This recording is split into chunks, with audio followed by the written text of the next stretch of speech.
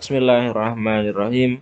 Assalamualaikum warahmatullahi wabarakatuh. Selamat datang kembali bersama kami, Bapak Ibu Guru, teman-teman sekalian. Dalam kesempatan kali ini kembali kami akan mengabarkan informasi tentang keadaan seleksi guru ASN P3K di tahun 2022.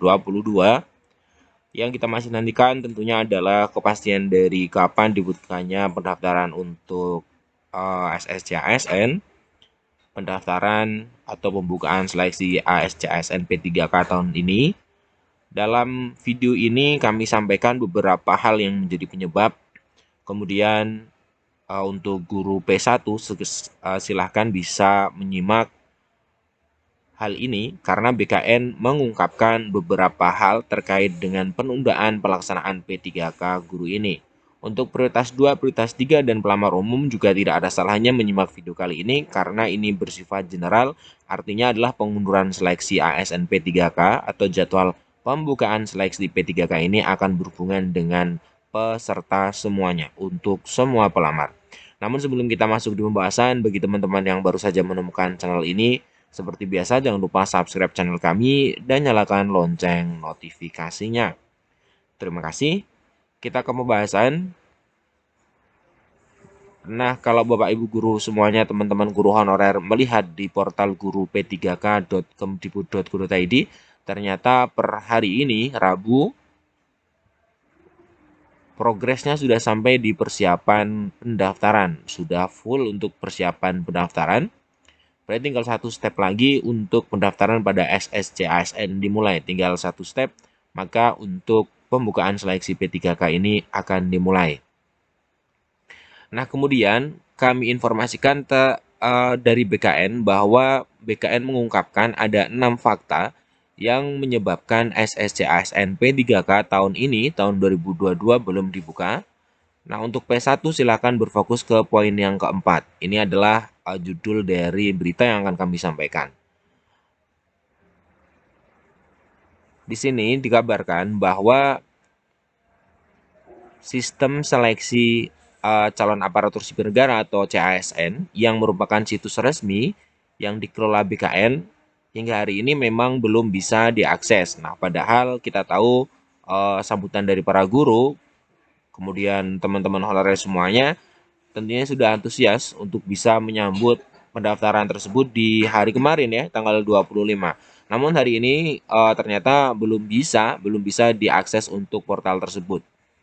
Nah, ternyata ada fakta yang menarik di sini teman-teman bisa kita lihat. Jadi surat dari Dirjen GTK atau PLT Dirjen GTK yang ditandatangani oleh Bu Nunuk terkait penyampaian jadwal pelaksanaan seleksi itu ternyata merupakan sekedar usulan. Sifatnya hanya usulan kepada BKN sebagai panitia seleksi nasional dalam CASN tahun 2022. Ini merupakan suatu hal yang teman-teman pasti belum bisa memahami karena ternyata surat atau jadwal itu hanyalah usulan yang diberikan kepada BKN. Tentunya BKN juga berhak untuk menerima ataupun tidak untuk usulan dari Kemendikbudristek tersebut. Karena untuk teknisnya yang mengelola akun SSC ASN adalah dari BKN. Nah, kemudian BKN punya sejumlah alasan mengapa tanggal 25 itu tidak dibuka untuk portal SSC ASN. Kita coba lihat, yang pertama adalah BKN khawatir honorer lulus passing grade P3K21 protes. Ini seperti yang disampaikan oleh Pak Bima Haryawibisana ya, bahwa beliau mengatakan tidak sreg dengan usulan tersebut yang menetapkan jadwal pendaftarannya sama untuk P1, P2, P3, dan untuk pelamar umum. Nah, ini adalah mengantisipasi BKN terhadap honorer lulus passing grade yang nantinya akan ada peluang untuk melakukan protes. Nah, kemudian di poin berikutnya kita bisa lihat bahwa Pak Bima mengatakan bahwa P1 yang harus dipastikan terlebih dahulu penempatannya, baru mengusulkan kelompok P2, P3. Jangan semuanya diselesaikan di tahun ini, artinya harus bertahap dari P1 dulu ya. Ini kemarin juga sudah kita bahas mengenai alasan yang pertama. Kemudian untuk alasan yang kedua, banyak Pemda yang tidak tahu posisi Dapodik. Nah, ini cukup miris. Maksudnya apa? Pak Bima itu mengatakan bahwa pemerintah daerah itu tidak tahu akan Dapodik, tidak tahu posisinya, sehingga terlalu berisiko jika P2, P3 langsung diikut sertakan.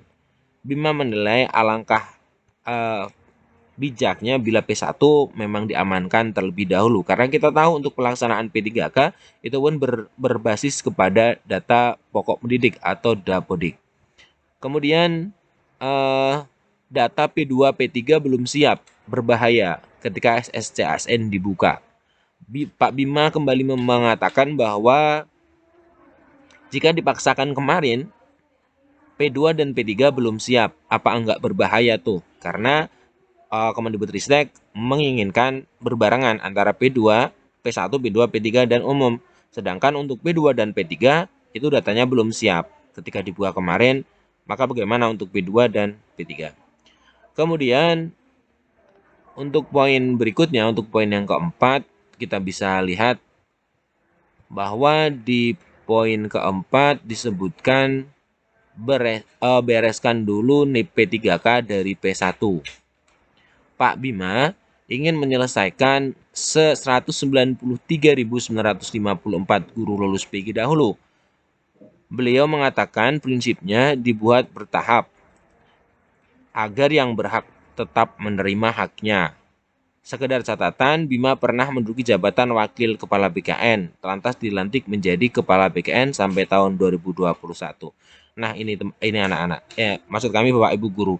Jadi, bereskan dulu untuk NIP P3K dari P1. Artinya yang berhak biar berhak mendapatkan NIP terlebih dahulu ya, karena memang prioritasnya untuk P1, kemudian baru untuk mencari NIP dari P2, P3, dan pelamar umum.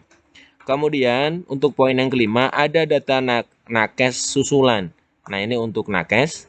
Deputi Bintang Sinka, Bapak Soeharmen juga mengungkap masalah yang menjadi kendala pendaftaran seleksi P3K belum bisa dibuka 25 Oktober. Contohnya formasi nakes. Kemudian kalau data nakes di Kemenhan baru dimasukkan ke Menkes tanggal 20 Oktober. Prosesnya bakal lama lagi ujarnya. Betul karena pembukaan P3K ini secara serentak antara nakes, teknis, dan juga tenaga guru atau guru, maka ketika guru sudah siap misalkan namun nakes belum, tentunya tidak akan dibuka portal SSCASN karena akan ada yang serentak, karena semuanya serentak akan dilakukan bersama-sama. Kemudian untuk poin 6, sejumlah instansi mengundurkan diri. Soeharmen mengatakan 25 Oktober API Service Kemdikbud sudah siap. Setelah itu dicoba di server production yang akan digunakan untuk pendaftaran, namun muncul masalah baru yakni soal formasi. Ada formasi yang kosong lantaran sejumlah instansi mengundurkan diri membatalkan membuka ketentuan pada seleksi tertentu pada seleksi P3K tahun 2022. Jika akun SSC-ASN dibuka tetapi ada formasi yang kosong, maka hal ini akan merugikan pelamar. Nah, mana kemudian ternyata yang mengundurkan diri, dia menyebut Pemprov DKI yang minta mundur untuk formasi tenaga kesehatan dan tenaga teknisnya.